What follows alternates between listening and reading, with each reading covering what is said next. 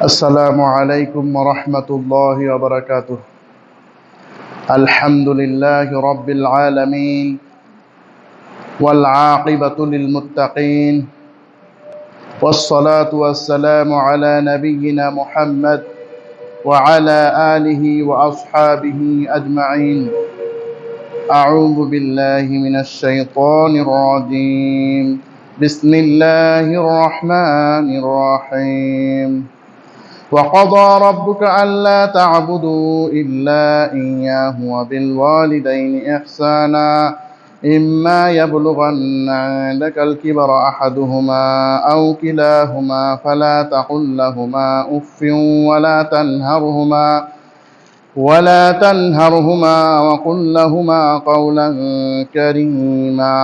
رب اشرح لي صدري ويسر لي أمري ওয়াহলুল উকদাতাম মিন লিসানি ইয়াফকাহু কওলি।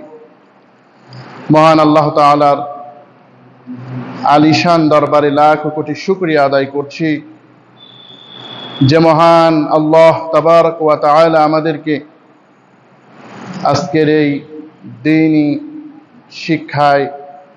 শিক্ষা কার্যক্রমে অংশগ্রহণ করার তৌফিক দান করেছেন। এজন্য বলি আলহামদুলিল্লাহ। আল্লাহ রাব্বুল আলামিন যার কল্যাণ চান তাকেই কেবলমাত্র দ্বীন বুঝার তৌফিক দান করেন, দ্বীনের সহি সমুজ দান করেন, দ্বীনকে বোঝার তৌফিক দান করেন, দ্বীনের নিয়ামত হাসিল করার তৌফিক দান করেন। নবী পাক সাল্লাল্লাহু আলাইহি ওয়াসাল্লাম বলেন, মান ইউরিদুল্লাহু বিহি খায়রান ইউফাক্কিহু ফিদ্দীন।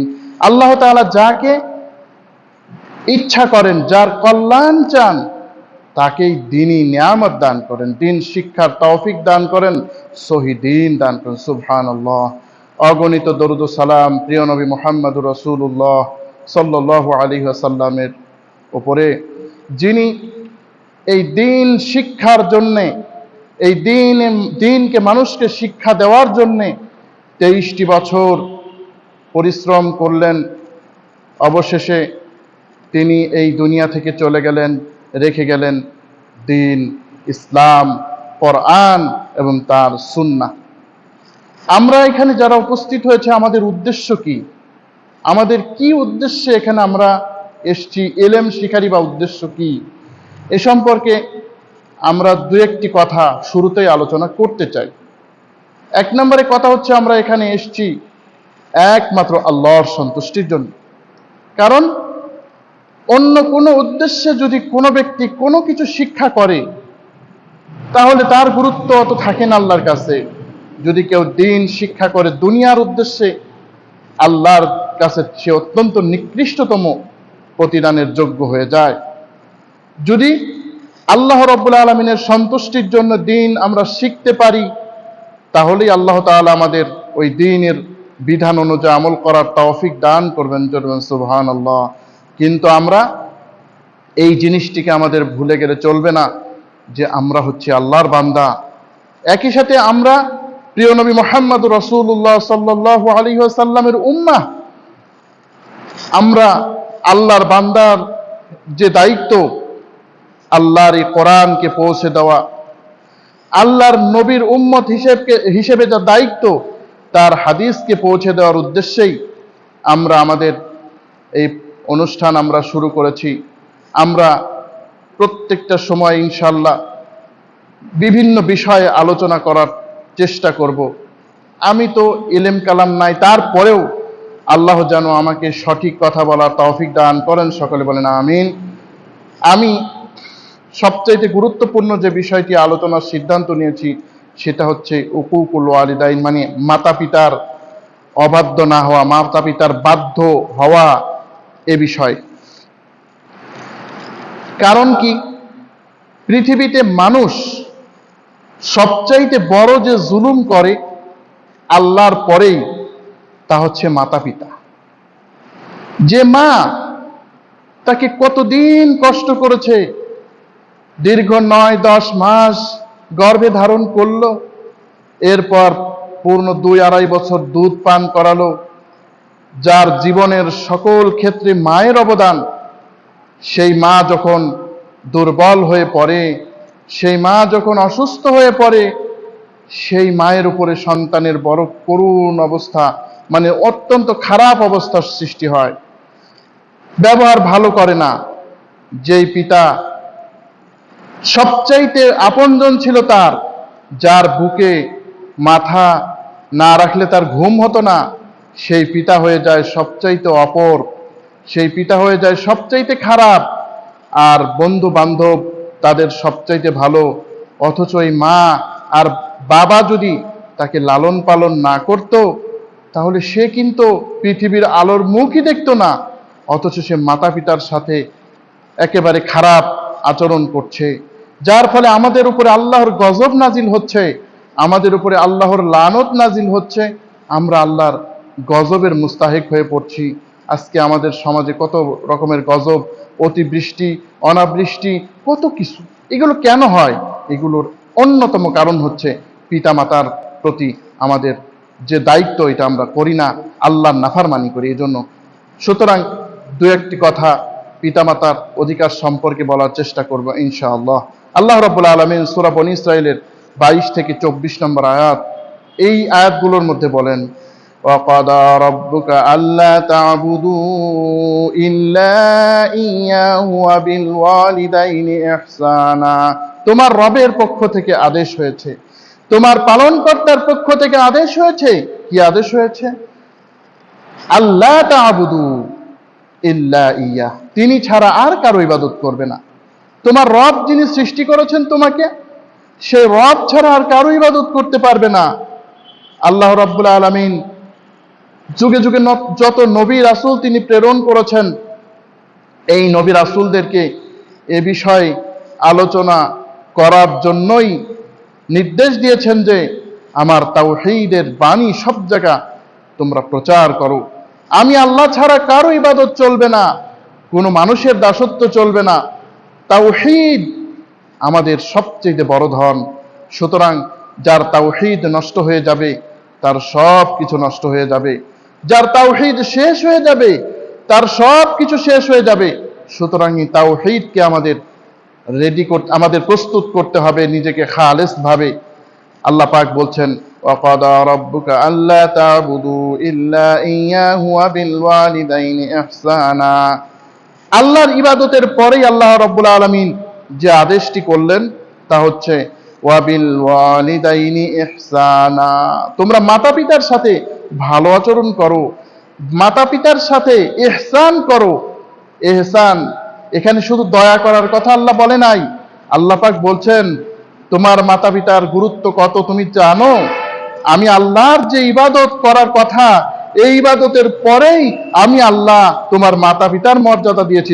সুবহানাল্লাহ, কত বড় কথা!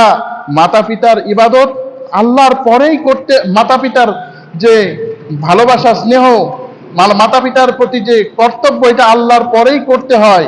সুতরাং এই যে মাতা পিতার সাথে আমাদের আচরণের কথা আল্লাহ পাক রব্বুল আলামিন তিনি বর্ণনা করে দিয়েছেন, ওয়াবিল ওয়ালিদাইনি ইহসানা, তোমার পিতামাতার সাথে তোমরা ভালো আচরণ করিও, সুন্দর আচরণ করো।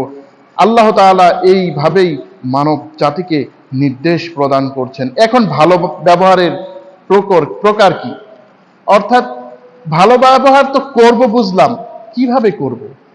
আল্লাহ রাব্বুল আলামিন যখন নামাজ ফরজ করেছেন, এই নামাজের বিস্তারিত তিনি কিছু বলেন নাই কোরআনে কারিমে, তেমন কিছু। রোজা ফরজ করেছেন, রোজা কিভাবে রাখতে হবে বিস্তারিত কিছু বলেন নাই। হজ ফরজ করেছেন, যাকাত ফরজ করেছেন, এইভাবে খুঁটিনাটি উল্লেখ করে কিছু বলেন নাই। কিন্তু মাতা পিতার সাথে কি ব্যবহার করতে হবে, মাতা পিতার সাথে কি আচরণ করতে হবে, আল্লাহ রাব্বুল আলামিন সম্পূর্ণ কোরআনে বিস্তারিত বর্ণনা করেছেন। সুবহানাল্লাহ।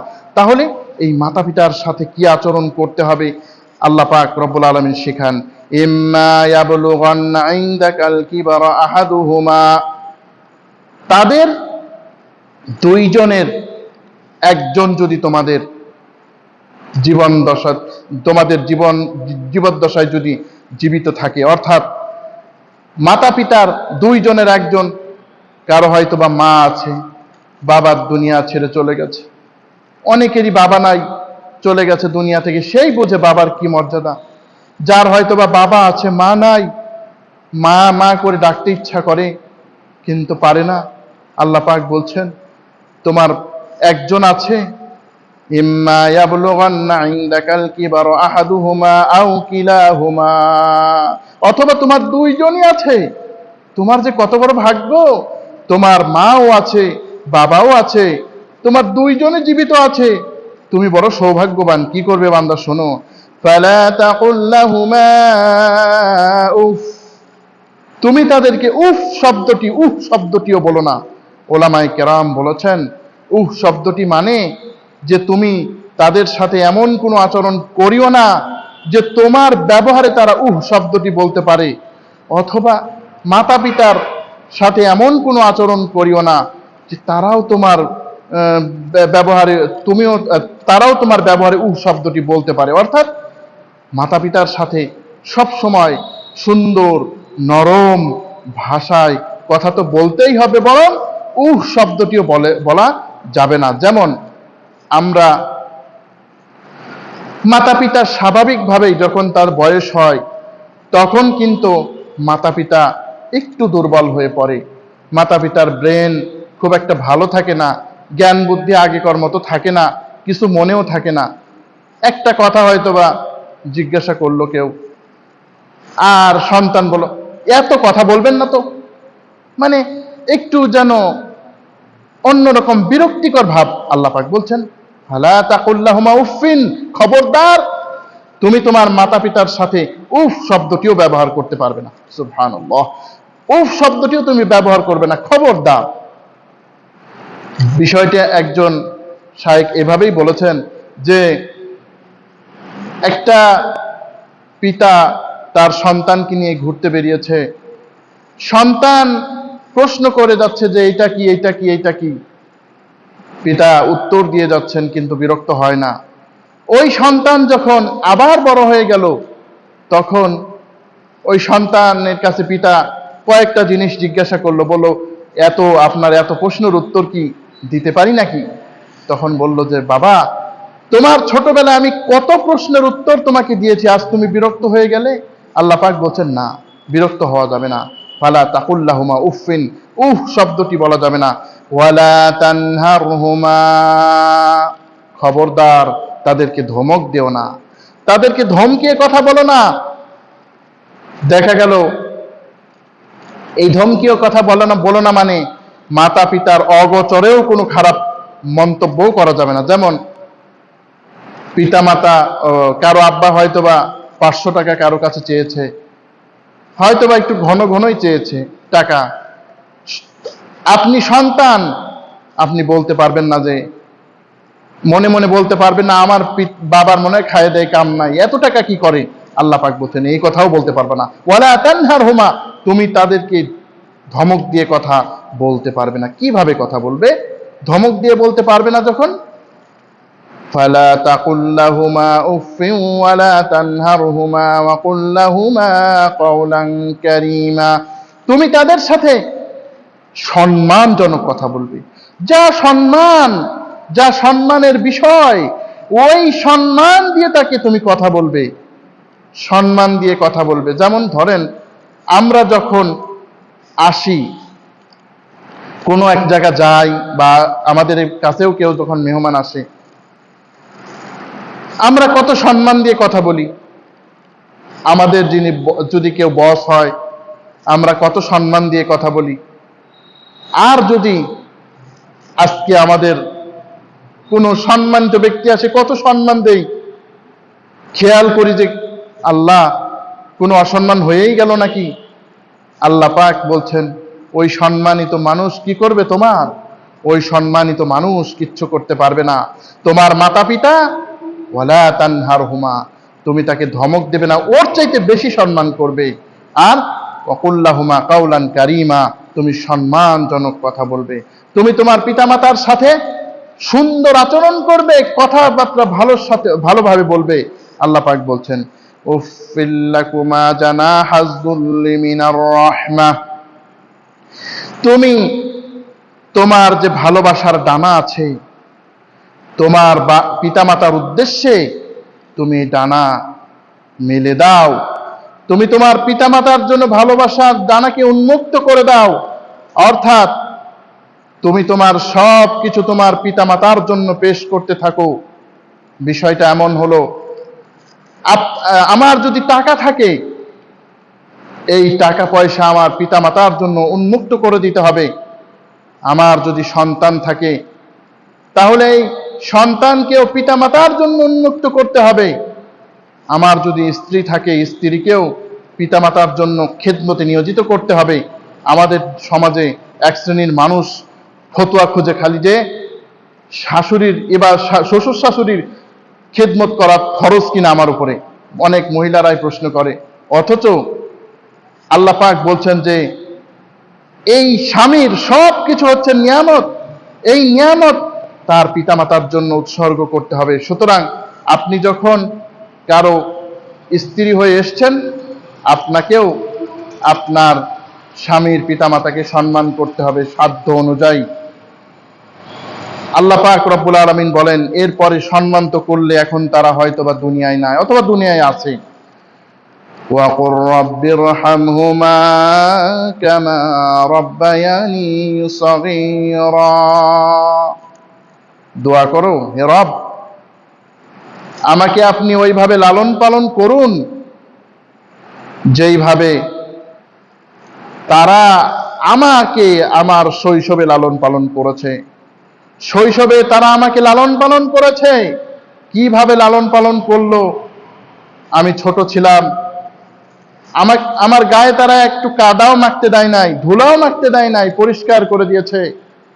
আমার রোগ হলে রাতের পর রাত মাতা পিতা জেগে থেকে আমাকে সেবা করেছে। আল্লাহ, ওই পিতা মাতাকেও তুমি তোমার রহমতে দাখিল করে নাও, তারও তুমি ওইভাবে যত্ন করো আল্লাহ। এইভাবে আল্লাহ পাক বলছেন, তোমার পিতা মাতার প্রতি তুমি ইহসান তো করবে, পাশাপাশি দোয়াও করবে। রব্বুকুম আলামু বিমা ফি নুফুসিকুম। আল্লাহ পাক বলছেন যে এই যে কাজগুলি তোমরা করছো, এই কাজগুলি কিসের জন্য করছো আল্লাহ কিন্তু জানেন। আমরা অনেকেই পিতামাতার খিদমত করি একটু, তাদের উদ্দেশ্য থাকে যে পিতামাতার অনেক জমি জায়গা আছে, অনেক টাকা পয়সা আছে, ব্যাংক ব্যালেন্স আছে, যদি পিতামাতার খেদমতটা ভালো করে করতে পারে হয়তোবা কিছু দিতে, আরো বেশি করে কিছু দিতে পারে, কিছু টাকা পাওয়া যাবে। কিন্তু ওই পিতা যখন কোনো কারণবশত তার আরেক ভাইকে একটু প্রাধান্য দিয়ে ফেললো, তখন আমাদের ওই পিতামাতার খেদমত আর ভালো লাগে না। তখন কিন্তু আমরা পিতামাতার খেদমত থেকে অনেক দূরে চলে যাই। আল্লাহ পাক বলছেন, রব্বুকুম আলামু বিমা ফি নুফুসিকুম ইন তাকুনু সালিহিনা ফাইন্নাহু কানা লিল আওয়াবিনা গফুরা। শোনো, যদি তোমরা নেক কাজ করো, পিতামাতার যদি তোমরা খেদমত প্রকৃতপক্ষে করতে চাও, তাহলে আল্লাহ পাক জানেন আওয়াবিনা গফুরা, আল্লাহর কাছে কে বেশি বিনয়ী আল্লাহ এই সম্পর্কে জানেন। কিন্তু তোমরা এটা মনে করিও না যে পিতামাতার খেদমত আমি মনে মনে যাই করি, আল্লাহ কি জানেন? অবশ্যই জানেন। ওয়া নাহনু আকরাবু ইলাইহি মিন হাবলিল ওয়ারিদ। সূরা কফ, এই সূরা কফের 16 নম্বর আয়াতে বলছেন, পবিত্র কোরআনের 50তম সূরা, এই সূরা কফের 16 নম্বর আয়াতে বলছেন যে ওয়া নাহনু আকরাবু ইলাইহি মিন হাবলিল ওয়ারিদ, বান্দা তুমি তোমার শাহরগের চাইতেও মনে রাখো যে আমি তোমার নিকটবর্তী। সুবহানাল্লাহ, আল্লাহ সব জানেন, সুতরাং আল্লাহকে ফাঁকি দেওয়ার কোনো উপায় নাই। আল্লাহ পাক কোরআন কারীমে কত জায়গায় মাতা পিতার প্রতি ইহসানের কথা বলছেন। সূরা আল বাকারা, পবিত্র কোরআন কারীমের 2 নম্বর সূরা, এই সূরার 83 নম্বর আয়াতে আল্লাহ পাক বলছেন, وَإِذْ أَخَذْنَا مِيثَاقَ بَنِي إِسْرَائِيلَ لَا تَعْبُدُونَ إِلَّا اللَّهَ وَبِالْوَالِدَيْنِ إِحْسَانًا। বনী ইসরাঈলদের নিকট থেকে আল্লাহ অঙ্গীকার নিয়েছেন যে তোমরা আল্লাহর ইবাদত করবে, আল্লাহ ছাড়া আর কারো ইবাদত তো করবেই না, পিতামাতার সাথেও তোমরা ভালো ব্যবহার করবে। অন্যত্র সূরা নেসার 36 নম্বর আয়াত, পবিত্র কোরআনে কারীমের 4th সূরা, এই সূরা নেসার 36 নম্বর আয়াতে বলেন, ওয়াবুদুল্লাহ ওয়া লা তুশরিকু বিহি শাইআ ওয়া বিল ওয়ালিদাইনি ইহসানা। তোমরা আল্লাহ তাআলার ইবাদত করতে থাকো, কারো সাথে আল্লাহকে শরীক করিও না। আল্লাহর সাথে কাউকে মিলায়ও না। আল্লাহর সাথে কোনো দেব দেবীকেও মিলাবে না, যেমন তেমন প্রতিমাকেও মিলাবে না। অনুরূপভাবে কোনো কবর, তা জিন্দা হোক মরা হোক, কোনো কবরকেও শরীক করবে না। আর আল্লাহ পাক বলছেন যে তোমরা পিতামাতার সাথে বড় ভালো ব্যবহার করবে। সূরা আনআমের মধ্যে 151 নম্বর আয়াতে আল্লাহ পাক বলছেন, পবিত্র কোরআন কারীমের 6 নম্বর সূরা 151 নম্বর আয়াতে আল্লাহ পাক বলছেন, قل تعالوا أتل ما حرم ربكم عليكم ألا تشركوا به شيئا وبالوالدين إحسانا। আল্লাহ পাক রব্বুল আলামিন বলছেন, এসো আমি তোমাদেরকে তিলাওয়াত করে শোনাই আল্লাহ তোমাদের জন্য কি হারাম করেছেন। 10টি কাজ আল্লাহ পাক হারাম করেছেন, তার মধ্যে একটা হচ্ছে আল্লাহর সাথে তোমরা কাউকে শরীক করবে না, আর তোমাদের পিতামাতার সাথে ভালো আচরণ করবে। এবারে আল্লাহ পাক রব্বুল আলামিন এবারে গুরুত্বপূর্ণ একটা ব্যাপার মা সম্পর্কে বর্ণনা করছেন। মায়ের সাথে কি আচরণ করতে হবে এ সম্পর্কে বর্ণনা করছেন। ওয়াওয়াসাইনাল ইনসানা বিওয়ালিদাইহি ইহসানা। আল্লাহ পাক বলছেন যে আল্লাহ পাক পৃথিবীর মানব জাতিকে নির্দেশ দিচ্ছেন তারা যেন নিজেদের পিতামাতার সাথে সদ আচরণ করে, ভালো আচরণ করে।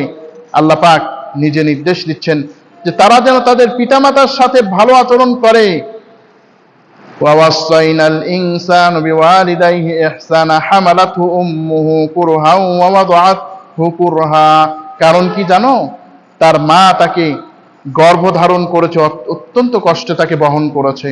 অর্থাৎ তার মা খেয়ে না খেয়ে তাকে গর্ভধারণ করেছে, খেয়ে না খেয়ে ঠিক মতো খেতেও পারেনি, তাকে কত কষ্ট করেছে, বুকের দুধ খাইয়েছে। আল্লাহ পাক বলছেন হাত্তা ইযা হামালাতহু উম্মুহু কুরহা ওয়া ওয়াদাআতহু কুরহা ওয়া হামলুহু ওয়া ফিসালুহু 30 শাহরা।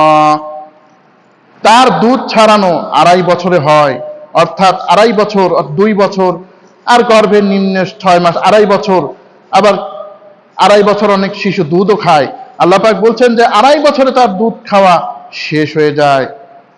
হাত্তা ইযা বালাগা আশুদ্দাহু, যখন সে বড় হয়ে যায়, যখন সে পরিপূর্ণ বালেগ হয়ে যায়। আর 40 সানা, যখন সে 40 বছর হয়ে যায়, তখন সে বলে, এই দোয়াটি পড়া, ওলামায়ে কেরাম বলছেন এই দোয়াটি পড়া খুব ভালো। রব্বি আউজি'নি আন নাশকুরা নি'মাতাকা আল্লাতী আন'আমতা আলাইয়া ওয়া আলা ওয়ালিদাইয়া ওয়া আন আ'মালা সালিহান তারদা ওয়া আসলিহ লি ফি যুররিয়াতি ইন্নী তুবতু ইলাইকা ওয়া ইন্নী মিনাল মুসলিমিন। ওলামায়ে কেরাম বলেছেন এই দোয়াটি যাদের বয়স 40 হতে শুরু করে অথবা 40 হয় না, এই অবস্থায় এই দোয়াটি করা ভালো, যে আল্লাহর কাছে দোয়া করা যে রব্বি আউজি'নি আন আশকুরা নি'মাতাকা আল্লাতী, আল্লাহ আপনার যে কত নিয়ামত, এই নিয়ামতের শুকরিয়া আদায় করার তৌফিক আপনি দান করেন, যা আমাকে আপনি দান দিয়েছেন। আল্লাহ এই নিয়ামতের শুকর কিভাবে আদায় করতে হয় আমি তো জানি না, আল্লাহ আপনি এই নিয়ামতের শুকর গুজার আমাকে করার তৌফিক দান করেন। এরপরে আল্লাহ পাক বলছেন যে আমার পিতামাতাকে আপনি দোয়া করতে বলছেন। আল্লাহ পাক আমার পিতামাতাকে আপনি যে নিয়ামত দান করেছেন ওই নিয়ামত যাতে ওই নিয়ামতের শুকরিয়া আদায় করারও তৌফিক দান করে দেন। এইভাবে করে ওয়ান আমালা সালিহান, আর আমাকে এমন আমল করার তৌফিক দান করেন যে আমল করলে আপনি খুশি হবেন। সুতরাং আপনার কাছে তওবা করছি, আর আমি মুসলমানদের একজন। এই দোয়াটি পড়া সুন্নত, যাদের সন্তান আছে এই 40 বছরের আগে এই দোয়াটি পড়া ভালো। তো আমরা পিতামাতার অনেক ফজিলত শুনলাম কোরআনের দৃষ্টিতে, আসলে হাদিসেও অনেক ফজিলতের কথা আসছে, আমরা অত দীর্ঘ করতে চাই না। আমরা যদি সঠিকভাবে বুঝতে চাই আল্লাহ তাআলার এই কোরআনের আয়াতগুলোই যথেষ্ট হয়। রাসূলুল্লাহ সাল্লাল্লাহু আলাইহি ওয়াসাল্লাম বলেছেন শ্রেষ্ঠ কাজ হচ্ছে বিররুল ওয়ালিদাইন, পিতামাতার সেবা করা, পিতামাতার সম্মান করা, পিতামাতার খিদমত করা। রাসূলুল্লাহ সাল্লাল্লাহু আলাইহি ওয়াসাল্লাম বলেছেন যদি কোনো ব্যক্তি এবার পিতামাতার অবাধ্য হয় তার কি শাস্তি হবে। আসুন আমরা একটু শোনা যাক যে পিতামাতার অবাধ্য যদি হয় কেউ, আল্লাহ পাক রব্বুল আলামিন বলছেন, আল্লাহর হাবিব বলেছেন তোমরা 7টি ধ্বংসকারী গুনাহ থেকে বেঁচে থাকো। ফাজাতানিবু সাবআল মাউবিকাত, তোমরা 7টি ধ্বংসকারী গুনাহ থেকে বেঁচে থাকো। এর মধ্যে একটা হচ্ছে আল্লাহর সাথে কাউকে শরীক করা, 2 নম্বর হচ্ছে উকুকুল ওয়ালিদাইন, যারা নাকি পিতা মাতার অবাধ্য হয়, যারা পিতা মাতাকে মানে না, পিতা মাতার যারা অবাধ্য হয়ে পড়ে, আল্লাহ পাক রব্বুল আলামিন বলছেন যে তোমরা এই গুনাহ থেকে তোমরা নিজেকে বাঁচিয়ে রাখো, এই গুনাহ থেকে তোমরা বাঁচিয়ে রাখো নিজেকে, পিতা মাতার অবাধ্য হইও না। রাসূলুল্লাহ সাল্লাল্লাহু আলাইহি ওয়াসাল্লাম পিতা মাতার অবাধ্য হতে নিষেধ করেছেন। সাহাবাই রাসূলুল্লাহ সাল্লাল্লাহু আলাইহি ওয়াসাল্লাম বলেন যে মানুষ পিতা মাতার প্রতি কেমন আচরণ করবে, আল্লাহর নবী ভালোবাসার প্রকাশ তিনি দেখিয়েছেন। কেমন? যে তিনি যখন মক্কা বিজয়ের উদ্দেশ্যে যাচ্ছেন, সাথে তার 10,000 সাহাবী, হযরত বুরাইদা ইবনুল হুসাইব রাদিয়াল্লাহু আনহু থেকে বর্ণিত, তিনি বলেন যে মক্কা বিজয়ের সময় যখন আল্লাহর নবী আবওয়া নামক স্থানে উপস্থিত হলেন, আবার কোন কোন রিওয়ায়াতে আছে ওয়াদ্দান, এখানে যখন আল্লাহর নবী উপস্থিত হলেন, তখন আল্লাহ রাসূল সাল্লাল্লাহু আলাইহি ওয়াসাল্লাম তিনি এইভাবে তিনি দোয়া করতে, তিনি নামাজ পড়লেন, 2 রাকাত নামাজ পড়লেন। এরপরে সাহাবায়ে কেরামদের কাছে তিনি চলে আসলেন, বললেন ইয়া রাসূলুল্লাহ, তিনি তার চোখে পানি, বলছেন ইয়া রাসূলুল্লাহ আপনি কেন কাঁদছেন? বলে আমি আমার পিতামাতার সাথে, আমার পিতা মায়ের কবরটাকে জিয়ারত করতে আমি চেয়েছিলাম, কিন্তু আল্লাহ পাক বলছেন তুমি দেখতে পারবা, দোয়া করতে পারবা না। আমার মায়ের রহমতের কথা আমার মনে পড়েছে, তিনি কত রহমত করেছেন, তার মায়ের কথা তিনি জান্নাতে জাহান্নামে জ্বলবেন, এজন্য তার মায়ের কথা উল্লেখ করেছেন। আরো একটি হাদিসের মধ্যে যখন মক্কা বিজয় হয়ে গেল, তখন মক্কা বিজয় যখন হয়ে গেল, তখন তিনি সাহাবায়ে কেরামদের বায়াত নিচ্ছেন। একজন ব্যক্তি আল্লাহর নবীর কাছে এসে খুব কাঁপাকাঁপি শুরু করে দিল, আল্লাহর নবীর নিকটে এসে খুব কাঁপাকাঁপি শুরু করে দিল। এবারে তিনি বললেন শোনো, তুমি আমাকে দেখে কাঁপাকাঁপি করো না, তুমি আমাকে দেখে ভয় পেও না, আমি বরং সাধারণ একটা মানুষ। সুবহানাল্লাহ, যে নবীর আঙ্গুলের ইশারায় 10,000 তরবারি বিস্ফোরিত হতে পারে, যে নবীকে আল্লাহ পাক কত সম্মান দিয়েছেন, সেই নবী সম্পর্কে আল্লাহ রাব্বুল আলামিনের হাবিব বলেছেন যে আমি অত্যন্ত সাধারণ একজন মানুষ, আমি সাধারণ একটা মানুষ। সুবহানাল্লাহ, আমরা একটু কিছু হয়ে পড়লেই লাগে যেন অনেক বড় হয়ে পড়ি। দেখা গেল ছেলে অনেক কিছুর মালিক হয়ে পড়েছে, ছেলে অনেক কিছুর মালিক হয়ে পড়েছে, এখন পিতামাতার পরিচয় দিতে লজ্জা পায়। নাউজুবিল্লাহ, পিতামাতার পরিচয় দিতে তার লজ্জা হয় যে এই পিতা লেখাপড়া ঠিক মতো জানে না, ঠিক মতো কাজ, মানে চেহারাও ভালো না, সুরতও ভালো না, এই পিতামাতার লজ্জা, এই পিতামাতার পরিচয় দিয়ে আবার কি পরিচয় দিব? নাউজুবিল্লাহ। আল্লাহ তোমার পিতামাতার উদ্দেশ্যে তুমি যত ভক্তি দিতে, আল্লাহ পাক দুনিয়ায়ও তোমার সম্মান বাড়িয়ে দিতেন। সুবহানাল্লাহ। আল্লাহ নবী বলেন শোনো, আমি একজন এমন মহিলার সন্তান, আমাদের ঘরে খাবার কিছু থাকতো না, ওই গোশত শুটকি করে তারপরে কোন রকমে ওই জাল দিয়ে ঝোল খেয়ে খেয়ে আমরা বেঁচেছি। সুতরাং পিতামাতার অবাধ্য হওয়া যাবে না। পিতামাতা জীবিত থাকলে তো তার খেদমত আমরা করবই, কিন্তু পিতামাতার মৃত্যুর পরেও আমাদের কিছু দায়িত্ব এসে যায়। পিতামাতার মৃত্যুর পরেও আমাদের কিছু দায়িত্ব এসে যায়। কি দায়িত্ব এসে যায়? 1 নম্বরের দায়িত্ব হচ্ছে যে ওয়াদুআউ লাহুমা, পিতামাতা আদুআউ লাহুমা, পিতামাতার জন্য দোয়া করা। আমরা অনেক দিনদার সন্তান আছি যারা নামাজ পড়েই চলে যায়, পিতামাতার জন্য দোয়া করার আর খেয়াল থাকে না। না, এমন নয়, পিতামাতার জন্য আমাদের একটু দোয়া করা উচিত। এটি আমি সহ আপনাদেরকে বলছি যারা এই অনুষ্ঠানটি দেখছেন সরাসরি, যে আমরা যারা হয়তো বা দ্বীনকে মহাব্বত করি, দিনকে ভালোবাসি, দিনকে আমরা যারা হয়তোবা আমরা আমাদের দিনের বিষয়ে অনেক বেশি চিন্তা ভাবনা আছে, তারাও এই কাজ করি, কিন্তু যে পিতামাতার জন্য আমরা দোয়া করতে চাই না। না ভাই, আপনার ভাই বোন যারা আছেন, পিতামাতার জন্য আমাদের দোয়া করতে হবে। আল ইস্তিগফার লাহুমা, পিতামাতার জন্য ইস্তিগফার করতে হবে, পিতামাতার জন্য ক্ষমা প্রার্থনা করতে হবে। পিতামাতাই কিন্তু আমাদের জন্য কাজ করতে করতে অনেক সময় নামাজকে মিস করে ফেলেছেন, নামাজ কাজা হয়ে গেছে, অনেকেই নামাজও পড়তে পারে নাই। অনেক পিতামাতা তো আমাদের জন্য না বুঝে সম্পদ জমা করতে করতে মিথ্যা হারাম ঘুষের সাথেও জড়িত হয়ে গেছে। এখন ওই পিতামাতা কেমন আছে তার জন্য একটু দোয়া করা, ওই পিতামাতার জন্য একটু মহাব্বত করা, ইস্তিগফার করা আমাদের কিন্তু দায়িত্ব। এজন্য আমরা যখনই নামাজ পড়ব, সময় যখন আমরা পাবো, আমরা দোয়া করব, রব্বিরহামহুমা কামা রব্বায়ানি সগীরা রব্বিগফিরলি ওয়া লিওয়ালিদাইয়া ওয়া লিল মুমিনিনা ইয়াওমা ইয়াকুমুল হিসাব। এইভাবে করে আমরা বেশি বেশি করে আমরা দোয়া করব, পিতামাতার জন্য ইস্তিগফার করব। ওয়া ইকরামু সাদিকিহিমা, অর্থাৎ পিতামাতার যারা বাবার যারা দেখা গেল যে বন্ধু আছে, তাদেরকে আমরা সম্মান করব। মায়ের যারা বান্ধবী আছে, তাদেরকে আমরা সম্মান করব। যারা মুরব্বিয়ানে কেরাম, যারা আপনার যে লোকটা হয়তো বা আপনার পিতা থাকতে আপনাদের বাড়ি আসতো, কিন্তু দেখা গেল এখন তিনি মারা গেছেন, এখন আর আসতে পারে না, আপনি তাকে একটু আদর করেন, তার সাথে একটু ভালো মহাব্বত রাখেন, তাকে কিছু পারলে হাদিয়া দেন, তার জন্য দোয়া করেন, খোঁজ নেন।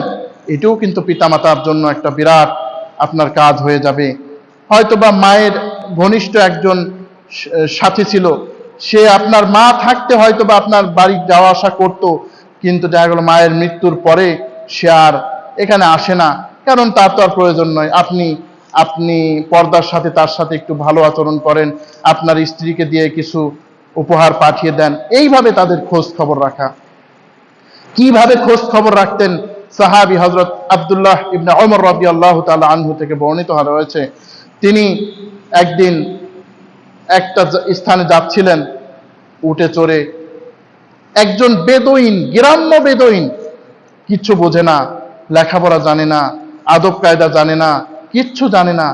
হযরত ওমর এর ছেলে আব্দুল্লাহ ইবনে ওমর তাকে দেখে দাঁড়িয়ে গেলেন, তার সাথে কথা বললেন, এরপরে কি করলেন? তার যে পাগড়ি ছিল দিয়ে দিলেন, উটটিও দিয়ে দিলেন। আল্লাহু আকবার। তার যারা ছাত্র ছিল বললেন, উস্তাদ এ কি করলেন আপনি? ওদেরকে অল্প দিলেই তো যথেষ্ট। বলছে, এই ব্যক্তির পিতার সাথে আমার আব্বা ওমরের খুব ভালো সম্পর্ক ছিল, তাই আমি হক আদায় করে দিলাম। সুবহানাল্লাহ।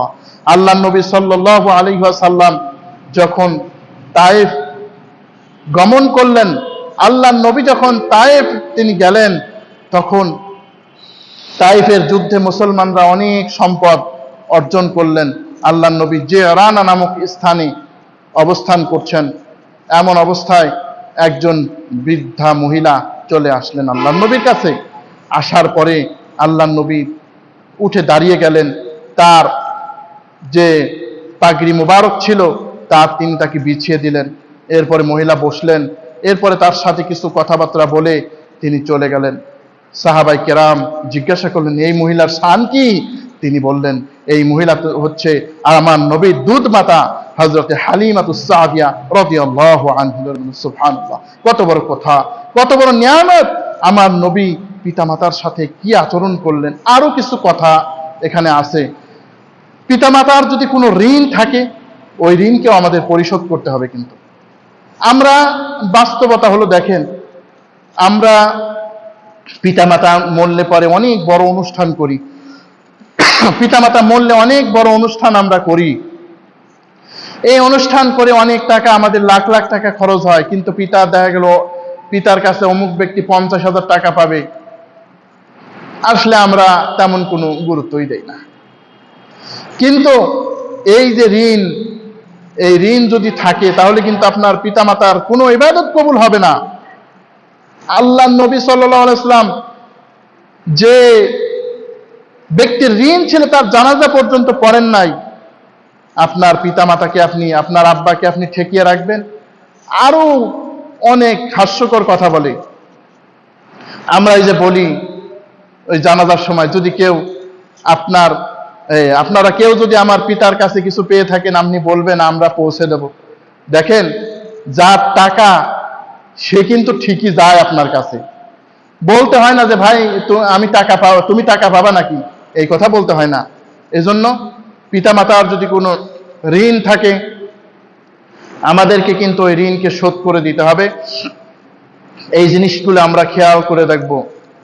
এরপরে পিতামাতার আরো একটি হক, পিতামাতা যদি কারো উপরে জুলুম করে থাকে সন্তান তার কাছে মাপ চেয়ে নেবে। কারণ মানুষ, আমরা কেউ ফেরেশতা হই নাই যে আমরা এমন কোনো আমল করতে পারি না যে আমরা 16 আনা নেক কাজ করতে পারি। সুতরাং পিতামাতা যদি কারো উপরে জুলুম করে আমরা ইনশাল্লাহ তার পক্ষে মাপ নিয়ে নেব। পিতামাতা যদি হজ না করে মরে যায় অথচ তাদের টাকা পয়সা ছিল, তাহলে আমরা চেষ্টা করব যে এই পিতামাতার পক্ষ থেকে হজটা আদায় করে দেওয়ার জন্য। কারণ আল্লাহর নবী বলছেন, যেই ব্যক্তি হজ আদায় না করে মারা গেল, সে ইহুদি হোক বা খ্রিস্টান হোক, এতে আমার কোনো দায় আসে না। এজন্য আমরা ইনশাআল্লাহ এই কাজগুলি আমরা করার জন্য চেষ্টা করব, যাতে পিতামাতার আমরা সুন্দরভাবে তার সদাচরণ করতে পারি। এইবারে আসেন, আরেকটা বিষয় কিন্তু এখানে থেকে গেল। সে বিষয়টা হচ্ছে, আমার পিতামাতার প্রতি আমি সদাচরণ করব, ভালো কথা, কিন্তু ওই পিতামাতা যদি আল্লাহর সাথে শরীক করতে বলে তাহলে কি করতে হবে? তাও কি মানতে হবে নাকি? আল্লাহ পাক বলছেন সূরা লোকমান, পবিত্র কোরআন কারীমের 31 নম্বর সূরা, এই সূরার 15 নম্বর আয়াতে আল্লাহ পাক বলছেন, وَإِنْ جَاهَدَاكَ عَلَىٰ أَن تُشْرِكَ بِمَا لَيْسَ لَكَ بِهِ عِلْمٌ فَلَا تُطِعْهُمَا وَصَاحِبْهُمَا فِي الدُّنْيَا مَعْرُوفًا। আল্লাহ পাক কি বলছেন? যদি এই পিতামাতা তোমাকে আল্লাহর সাথে কাউকে শরীক স্থাপন করতে বলে, খবরদার তুমি তার অনুসরণ করবে না, বরং ওয়াসাহিবুহুমা ফিদ দুনিয়া মারুফা, তুমি কিন্তু শিরক তো করবে না, ঠিক আছে, কিন্তু তাদের সাথে তুমি খবরদার কোনো দুর্ব্যবহার করবে না। এই সম্পর্কে ঘটনা রয়েছে হযরত মুসআব ইবনে উমাইর রাদিয়াল্লাহু আনহু। মক্কার একজন তরুণ, এমন একজন আদরের দুলাল, যার টাকা পয়সার কোনো অভাব নাই, যিনি একটা জামা যদি সকালে পরেন বিকালে ওই জামাটা আর পরেন না, এমন আতর তিনি ব্যবহার করতেন যে আতরে সুঘ্রাণ সারা মক্কা একেবারে সুঘ্রাণে অস্থির হয়ে যেত, যেটা মুসাবের আতর ছাড়া আর কিছু নয়। সুতরাং মুসাব রাদিয়াল্লাহু আনহু তিনি ঈমান গ্রহণ করলেন আর চাইলেন, আল্লাহ, পিতামাতা মা যদি আমার ঈমান সম্পর্কে না জানতো আল্লাহ, কিন্তু হযরত উসমান ইবনে আবি তলহা নামক একজন ব্যক্তি তার ঈমান আনার কথাটি প্রকাশ করে দিলেন। প্রকাশ করে দেওয়ার পরে এবার মুসাবের মা তাকে বন্দী করে রেখেছে, কিচ্ছু খাবার দেয় না, বলছে যদি তুমি ঈমান না ছাড়ো তাহলে কিন্তু তোমাকে এবার না খেয়ে মারবো। বলছে, মা, আমি ঈমান ছাড়তে পারবো না। এরপরে তার মা তাকে ব্যর্থ হয়ে ছেড়ে দিল, তিনি আবিসিনিয়ায় চলে গেলেন। পরে আবার আসলেন, আসার পরে বলছে, মুসাব, তুমি কি ঈমান ছাড়বে না? বলে, না। বলে, তুমি যেখানে খুশি সেখানে চলে যাও, তোমার সাথে আমার সম্পর্ক নাই। হযরত মুসাব চলে গেলেন। এই জন্য এমন সুযোগ নাই পিতামাতা আপনাকে একটা অনিসলামিক কাজের কথা বলল আর আপনি সাথে সাথে তার ডাকে সাড়া দিয়ে দিবেন না, বরং পিতামাতার খেদমত তো করতে হবে, কিন্তু তার কোনো শিরকি কথা, তার কোনো বিদআতি কথা, তার কোনো কুফরি কথা আমরা এগুলো মানব না। কারণ যে পিতামাতার সব মানা যায় কিন্তু শিরকি কথা মানা যায় না। লা তাআতা লিমাখলুকিন ফি মাসিয়াতিল খালিক, মাখলুকের অবাধ্য হয়ে কোন সৃষ্টির আনুগত্য করা যাবে না। অতএব আল্লাহ পাক বলছেন, ওয়াত্তাবি সাবিলা মান আনাবা ইলাইয়া, তুমি তার অনুসরণ করো যে আমার প্রতি বিনয়ী। অবশেষে তিনি বলছেন, আনিশকুরনি ওয়া লিওয়ালিদাইকা ইলাইয়াল মাসির। আল্লাহ পাক এই আয়াতটিকে শেষ করছেন এই কথা বলে যে, শোনো, আমার প্রতিও ঈমান আনো, তোমার পিতামাতার প্রতিও ঈমান আনো। আমার প্রতিও যেমন ঈমান আনবে, তোমার পিতামাতার প্রতিও তুমি তেমনই ঈমান আনবে। অর্থাৎ এই আমার প্রতি যেমন শুকরিয়া আদায় করবে, তোমার পিতামাতার প্রতিও শুকরিয়া আদায় করবে। অর্থাৎ আল্লাহর নিয়ামতের যেমন আমরা শুকরিয়া আদায় করব। আল্লাহ তাআলা কত সুন্দর স্বাস্থ্য আমাদেরকে দিয়েছেন, কত সুন্দর নিয়ামত দান করেছেন, স্ত্রী দিয়েছেন, সন্তানাদি দিয়েছেন। অনুরূপভাবে পিতামাতার প্রতিও আমরা কৃতজ্ঞ হব যে পিতামাতা আমাদের কিভাবে মানুষ করেছেন। আমরা জিরো ছিলাম, আমাদেরকে হিরো করেছেন, আমাদেরকে লেখাপড়া করিয়েছেন, আমাদেরকে আলেম বানিয়েছেন, আমাদেরকে ডাক্তার বানিয়েছেন। সুতরাং এই দিকেও আমাদের একটু খেয়াল রাখা দরকার, কারণ আমরা বড় ভুলে যাই। আজকে আমাদের উম্মত বড় করুণ অবস্থায় আছে। হযরত জিবরাইল আলাইহিস সালাতু ওয়াস সালাম তিনি আসলেন আল্লাহর নবীর কাছে, বললেন যে আচ্ছা নবী, ইয়া মুহাম্মদ, কিয়ামত কবে হবে বলতে পারেন? আখবিরিনি আনিস সাআহ, কিয়ামত কবে হবে বলতে পারেন? তখন বললেন যে না, কিয়ামত কবে হবে এটা যাকে জিজ্ঞাসা করা হয়েছে, জিজ্ঞাসিত ব্যক্তি খুব বেশি ভালো জানে না। বললেন আমার আতিহা, বলেন যে তাহলে কিছু আদেশ করেন, কিছু আপনি নির্দেশ করেন, একটা নির্দেশ আপনি দেন যে কিয়ামত কবে হতে পারে। তখন বললেন যে মানুষ তার পিতা মাতার অবাধ্য হবে, মায়ের সাথে এমন আচরণ করবে যেন দাসীর সাথে করা হয়। আজকে দেখেন মায়ের সাথে আমরা এমন আচরণ করছি, কিন্তু আজকে মা যখন আমাদের জীবনের দীর্ঘ একটা কাল মা সবচাইতে বন্ধু, কিন্তু মা যখন একটু বয়স্ক হয়ে গেলেন, ঘরে যখন বউ আসলো, তখন মা হয়ে গেল সবচাইতে পর। তখন মায়ের কথা বিশ্বাস হয় না, স্ত্রীর কথা আমাদের বিশ্বাস হয়।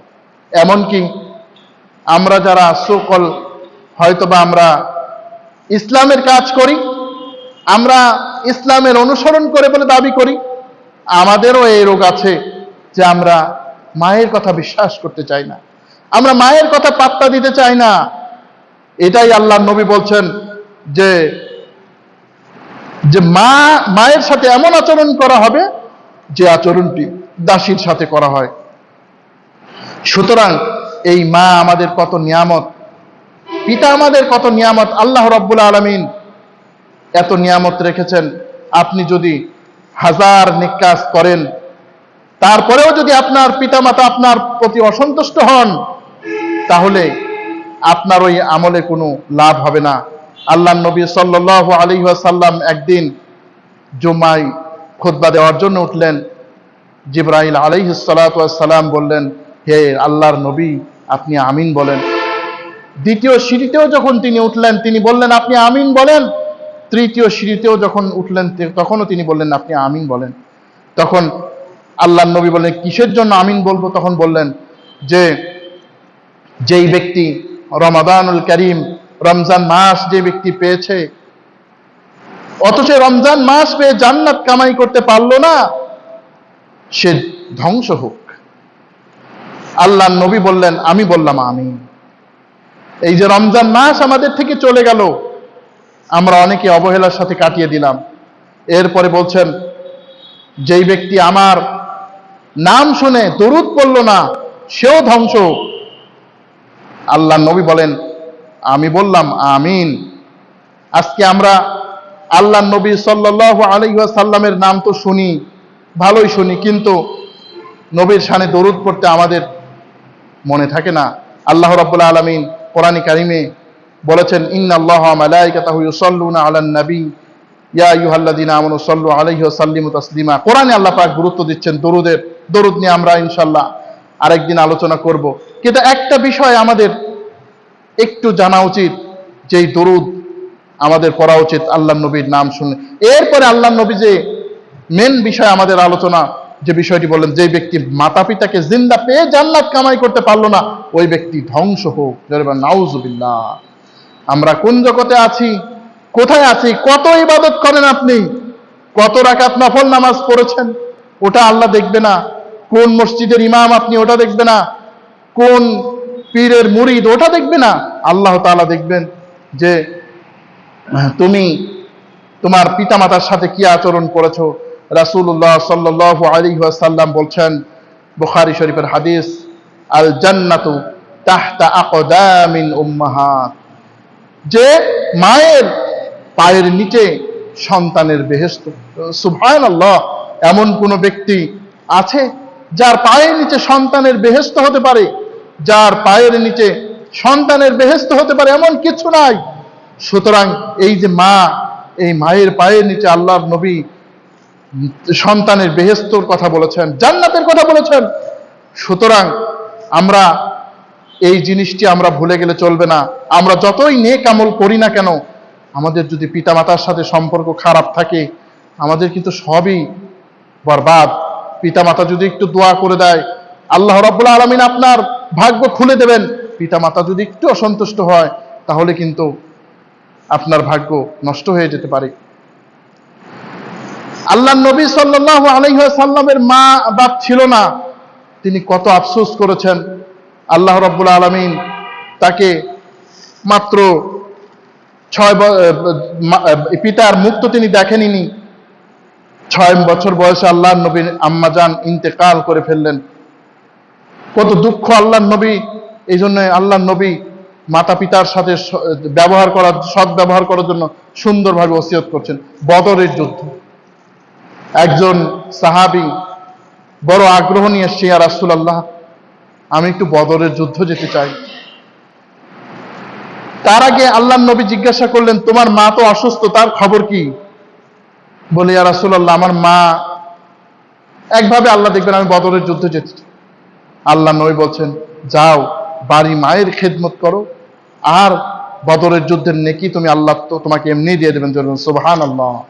আবার এটা আবার দেখতে হবে, দ্বীনের কাজ যদি থাকে, দ্বীনি কোনো দরকার যদি থাকে, এখন আমার মা বাপ আছে, আমি খেদমত করি আর না করি, মা বাবার ওসিলায় থাকবো, দ্বীনি কোনো কর্মসূচিতে অংশগ্রহণ করব না, বিষয়টা কিন্তু আবার এমন না। ওই ব্যক্তির মায়ের সেবা করার জন্য কেউ ছিল না, এজন্য আল্লাহ নবী অনুমতি দিয়েছে। এখনো যদি আপনি হয়তোবা দ্বীনি কোনো কাজ আপনার জিম্মায় থাকে, আপনার মা যদি অসুস্থ থাকেন, দেখার যদি কেউ না থাকে, তাহলে আপনার দায়িত্বশীল যে তার সাথে আপনি কথা বলে হয়তোবা একটু আপনি রেহাই পেতে পারেন। কিন্তু এই মা বাবার ওসিলা দিয়ে আবার দ্বীনি কাজকর্ম বাদ দিয়ে বসে থাকলে হবে না। এখানে আমরা যে বিষয়টি দেখলাম, যে মাতা পিতা কত নিয়ামতের জিনিস। এই মাতা পিতার সম্পর্কে আমরা আরো কিছু আমাদের খারাপ আচরণ হয়। যেমন এই মাতা পিতার যখন আমরা সেবা সুস্থতা করি, মাতা পিতাকে যখন আমরা অসুস্থ অবস্থায় সেবা করি, তখন হয়তোবা মা বাবা ওষুধ খেতে চায় না, কিছু খেতে চায় না, তখন আমরা ধমকাই। এই অভ্যাসগুলোও আমাদের অনেকের আছে। এটা আমার দেখা যে অনেকেই ধমকাই। না, ধমকানো যাবে না। কারণ কি, যে এখন একটা অসুস্থ হয়তোবা হয়েছে, আপনাকে তাকে অত্যন্ত দেখে শুনে আপনাকে সেবা করতে হবে। আর কিছু জিনিস, পিতামাতা যাতে ঈমান নিয়ে মরতে পারে, এজন্য আমাদের চেষ্টা করতে হবে। পিতামাতার নিকট দাওয়াতি কাজ করতে হবে।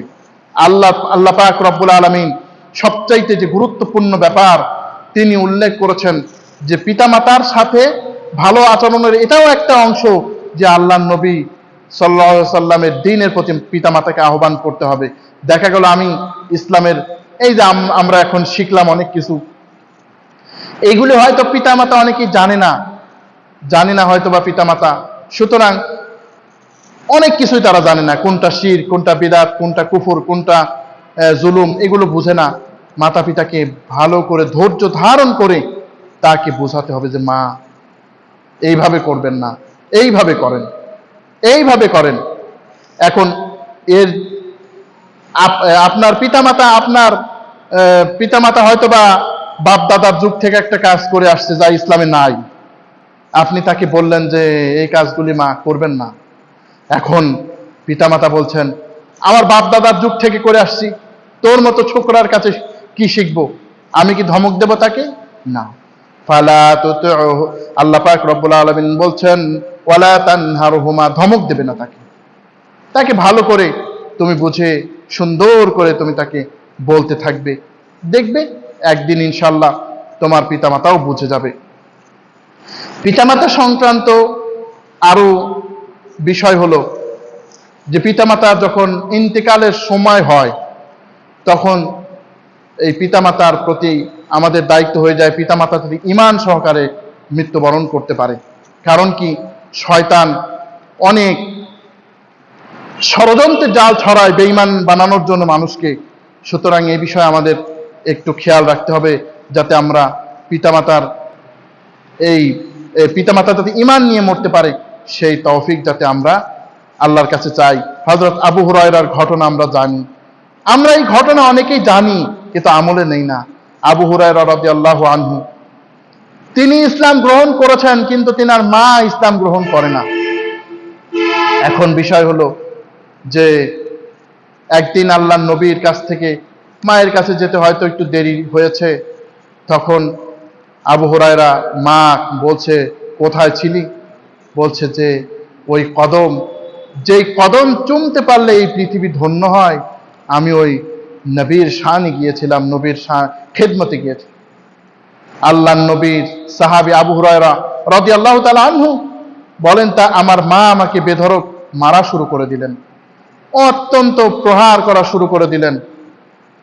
এই প্রহার করতে করতে তিনি বললেন, আবু হুরায়রা, হয় আমার দরবার, আমার বাড়ি ছাড়বা, নয়তো তুমি বিশ্ব নবীর দরবার ছাড়বা। আল্লাহর নবীর সাহাবী আবু হুরায়রা বললেন যে মা, তোমার দরবার ছেড়ে দিতে আমার কোনো আপত্তি নাই।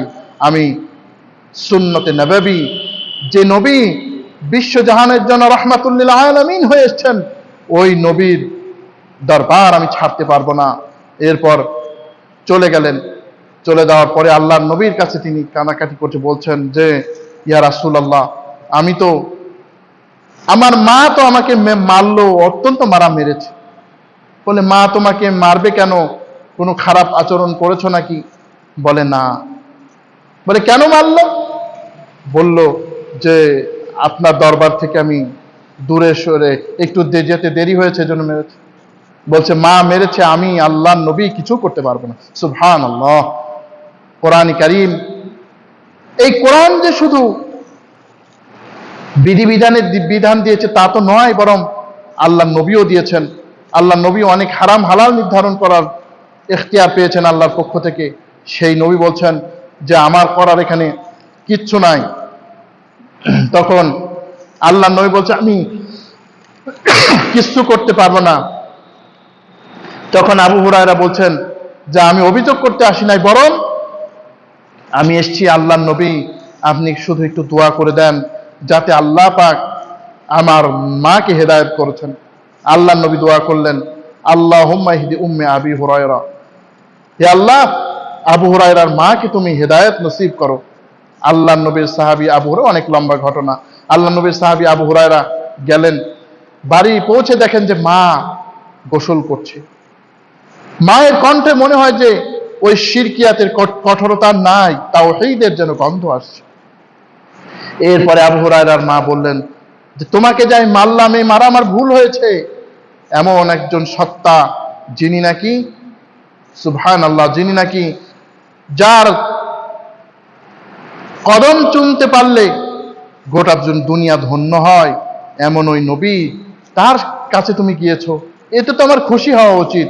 আল্লাহর নবীর শান, আল্লাহর নবীর কালিমা, আল্লাহর নবীর কালিমা হযরত আবু হুরায়রার মা তিনি আল্লাহর নবীকে শোনায়, তিনি উচ্চারণ করলেন, আবু হুরায়রা শান্ত হয়ে গেলেন। সুতরাং আমাদের মনে রাখতে হবে যে এই পিতামাতা আমাদের জীবনে অনেক বড় সম্পদ, এই পিতামাতা আমাদের অনেক বড় নিয়ামত। আমাদেরকে এই পিতামাতার সাথে সুন্দর আচরণ করতে হবে। যদি আপনি নফল নামাজও পড়েন আর মা যদি আপনাকে ডাকতে আসে, তারপরেও কিন্তু আপনাকে সাড়া দিতে হবে তার ডাকে।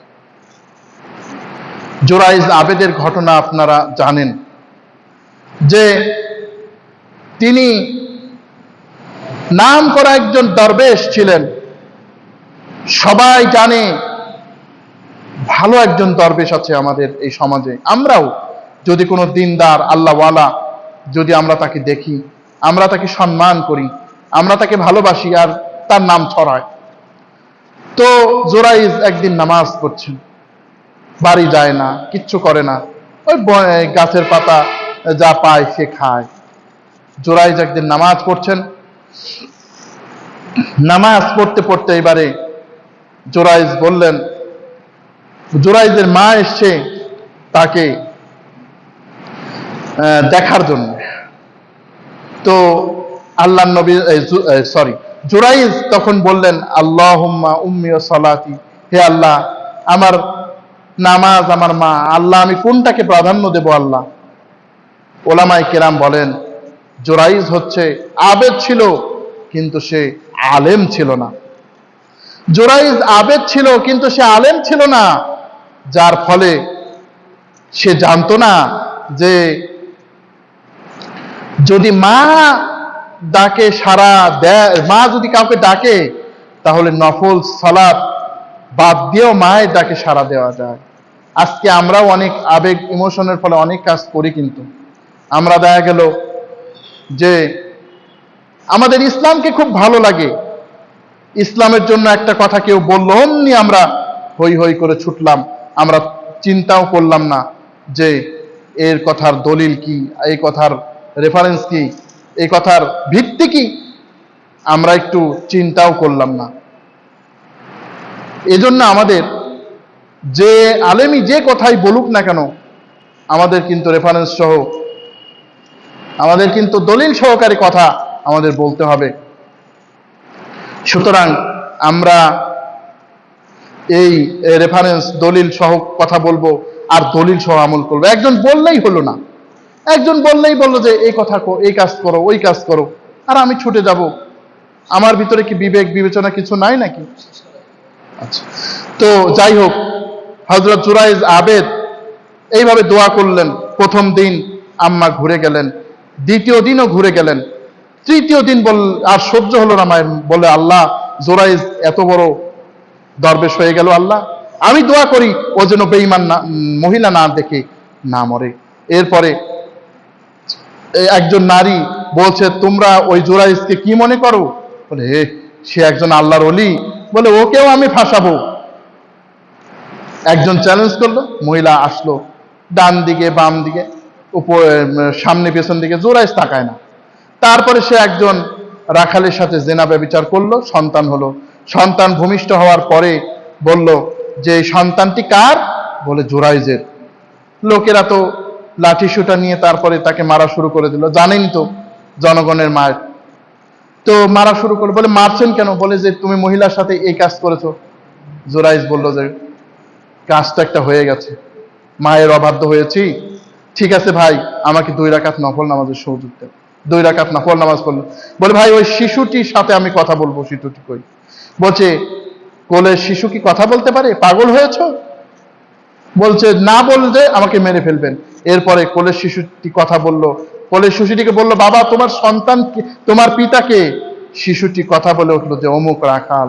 সুবহানাল্লাহ, জোরাইজ বেঁচে গেলেন। যাই হোক, পিতামাতার সম্পর্কে আমি এতক্ষণ পর্যন্ত সংক্ষিপ্ত আলোচনা করলাম। আসলেও আল্লাহ পাক যা শুনলাম তা আমাকে আমল করার তৌফিক দান করেন, সকল বলে আমিন। আর আপনাদেরকে আমল করার তৌফিক দান করেন। আর এই ধরনের আলোচনা আমরা ইনশাআল্লাহ আপনাদের নিয়মিতভাবেই পেশ করতে পারে আল্লাহ তৌফিক দান করেন।